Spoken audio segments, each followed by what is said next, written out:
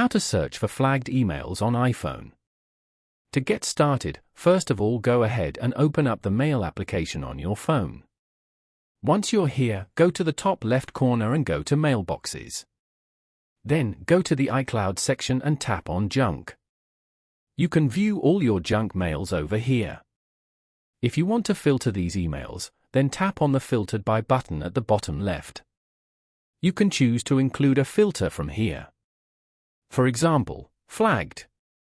And then, tap on the tick icon to view all the flagged emails.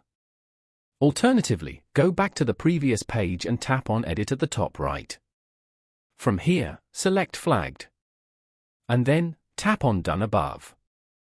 As you can see, you can now view all the flagged emails over here. Following these steps, you can easily search for flagged emails on iPhone. Thank you for watching.